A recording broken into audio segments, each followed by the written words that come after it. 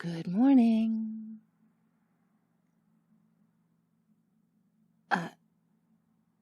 Good good morning.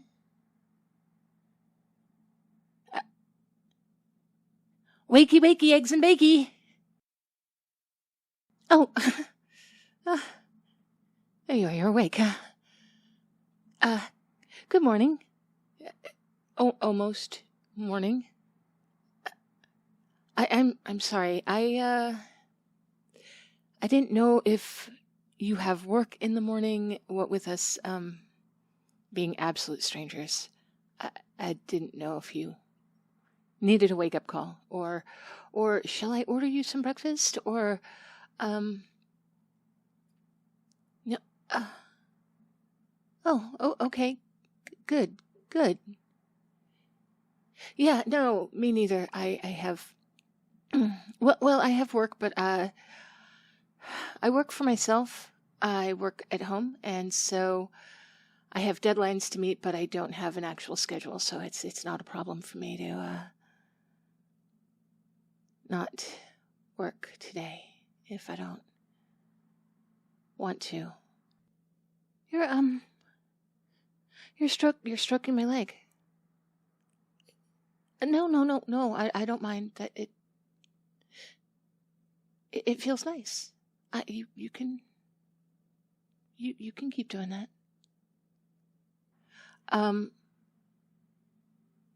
Would you like to hang out today?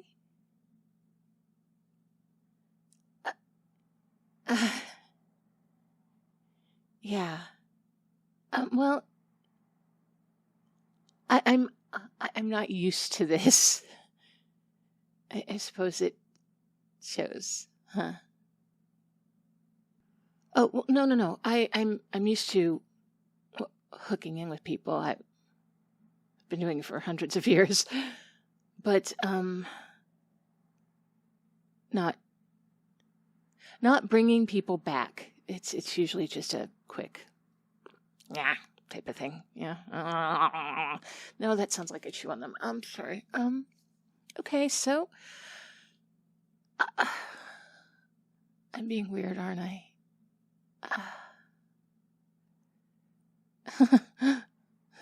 Thank you. No, I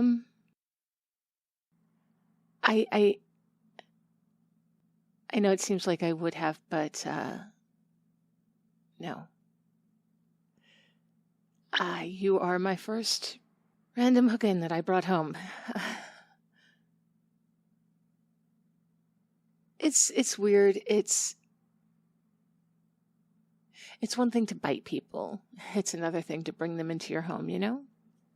And let's not forget that throughout most of my life, me bringing a random man home would get me ostracized pretty quickly. Old stigmas die hard. But, how about you? How are you feeling today? You good? You good with everything? Okay, good. Hey, let's take a look at your neck. Oh, yeah. That's gonna leave a mark. But just a little one. Or a little too. I was careful. I didn't think that you wanted to go from not being aware to suddenly being effectively branded.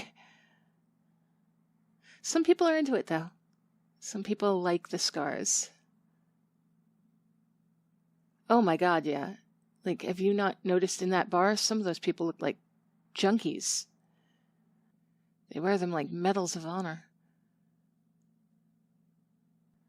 No. It's not any sort of a sign of ownership. If you wanted to, go back and hook in with somebody else, they wouldn't think anything of it. Oh, okay. Okay, well, I didn't want to assume anything. I like you too. I mean, I know it's a little bit early to make any kind of plans, but if you'd like to hang out today and then like maybe see each other again, I'd like that. I like you. Well, for one, you let me talk a lot. And you show interest in more than just my fangs. That's nice. Oh, no. Biter bars they're not for making friends. I mean, it can happen, but it's get their fix or get their meal and then be on their way. It would be like you can make friends with the waitress at the diner, but most of the time you're just in and out. You eat your meal and you leave.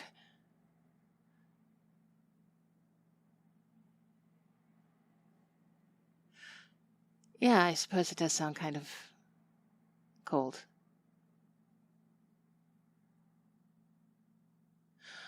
Well, it's not always like that. I mean, sometimes you have a partner and you feed from them, but you can't too often. You don't want to hurt them.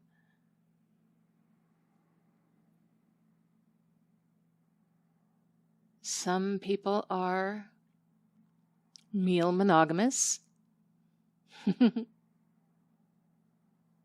Oh, well, you just feed from your partner and then supplement. Some people like beef. A lot of people like pig blood. I don't see the appeal. So, if we're going to spend the day together, what would you like to do? Indoor activities, please. Oh, yeah. I can go outside during the day. I need a lot of sunblock, and it's better if I'm just really covered up, which makes it unpleasant in the summer heat, but it's possible. No, I wouldn't burst into flames, but I would look like a boiled lobster in as much as 15 minutes, and any longer than that, and I will look like a real victim. It's going to take a while to heal. No, I've seen neither Barbin nor Heimer. Okay, well, I will look up the times and call Dave. Oh, Dave is my driver. Yeah, that does sound kind of bougie. It's not going to get any better when I explain about the car. But it's a necessity. Okay, so Dave is my driver. He drives my limo. But the reason I have a limo is because, one, limousine tint is not allowed to be wrapped around an entire car. It can only go on back windows of a professional car. And I need the limousine tint if I'm going to be able to get anywhere without getting sunburn. And the seat being far back keeps the sun from the front window from getting to me. Well, I said I'm not rich. Dave is one of the reasons I'm not rich. He costs a lot.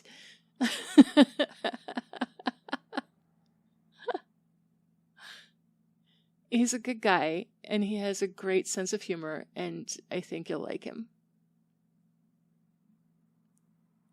Dave? Oh, no. I've never fed from Dave.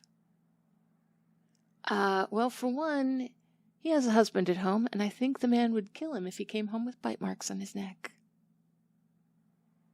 Yeah, it's like that. Love him to death, though. He's been with me since before it was safe for either of us to come out of the closet. Like I said, humanity overall going in the right direction. All right, let me check this out. Oh yeah, sure, you can use my computer. You need to check your email or... Yeah, just, when you power it up, there will be 2 login names. One says work, the other says personal. Go into the personal. I usually use Chrome, so if you use any of the other browsers, it won't think your information is my information.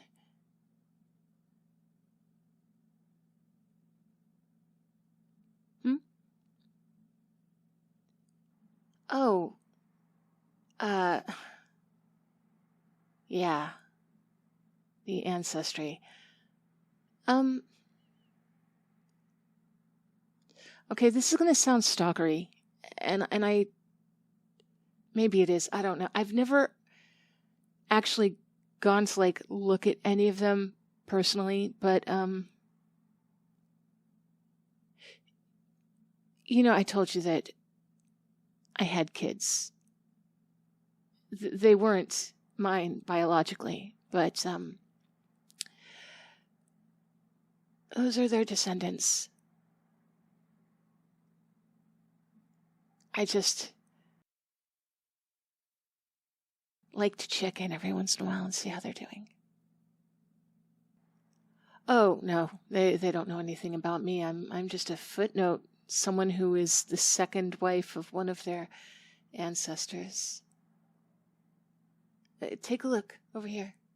See?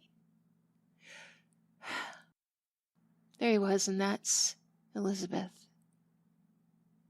Her mother passed when she was born. It wasn't uncommon at that time. And he needed someone to look after his daughter. I had just lost my previous husband to old age, and I was feeling lonely and vulnerable. And the idea of having a child, it felt like something that would last. Like, I knew that she wasn't going to live forever. But I figured she would have children, and then those children would have children. And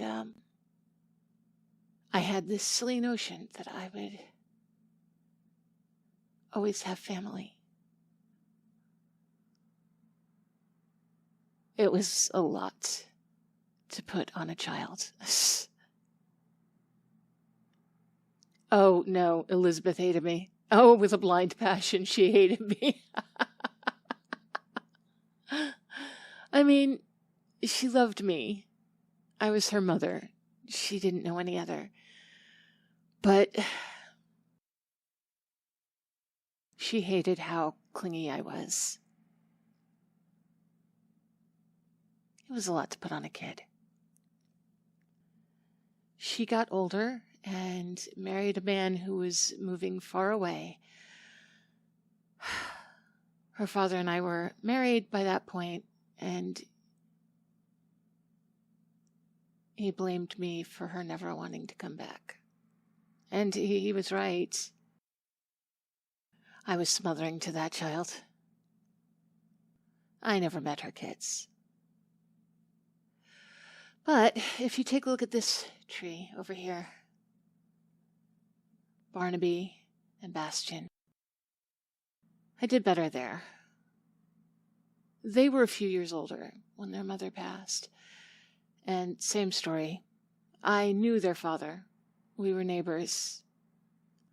I was single, he was single. We were both well enough attracted to each other. And so we married, and I raised his children. We were much happier. But I made the mistake of letting them know. Oh, no. They still loved me. They all accepted me. But it wasn't a time when vampires were out yet. It wasn't safe to be out. And asking a couple of little kids to keep a secret that big, that's a tall order. They loved me very much, And one day they each got into a scrap with some other boys in the play yard because they had called somebody a bloodsucker. They took it very personally, wanted to defend my honor, and in defending my honor, they outed me to the neighborhood. Oh.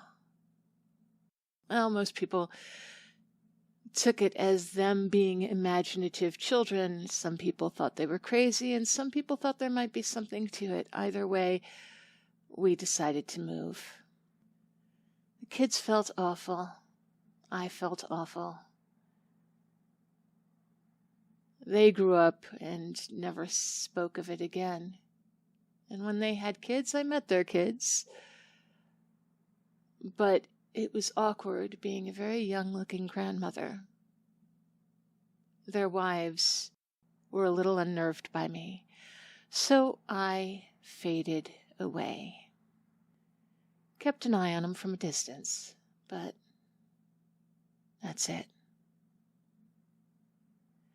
And that brings us to Molly. Sweet Molly, who never knew. But she was a smart kid, and she suspected. She knew something was different. She noticed that I never grew older. When she was very young, she thought it was very nice to have the prettiest mommy in town. Her words, not mine. I'm not that arrogant, just close to it. I was certainly the youngest-looking mother of a teenage girl, and then a 20-something woman. And by the time she hit her 30s, she was, pretty much calling me out. She used to refer to me as Doria Gray. Oh no, I never told her. I suppose I'd never forgotten the burden that I placed on Barnaby and Bastian. Here's a picture of her during her flapper stage. When she cut off all that beautiful hair. Oh, the time. Hang on. You know what? We're going to miss the movie. Or movies. You check your email. I'll go call Dave. Oh, and thank you. I don't get to talk about my family much, so this has been special. And on the way, I want you to tell me about your family. Will you? Okay. Sounds good. All right, check email.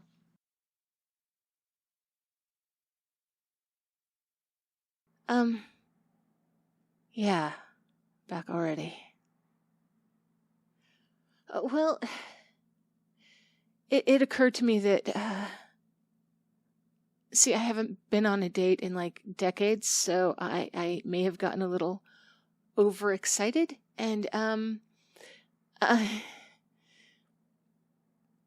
forgot that it's not yet dawn, and we've got a good 6 hours until the movie starts.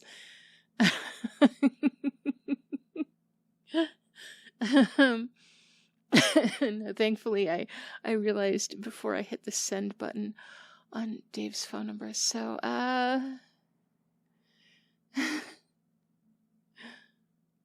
what would you like to do for the next 6 hours? Yeah, we could go back to bed and sleep. Yeah. Sleep some more. Just go to bed and sleep. Yeah? All right, then.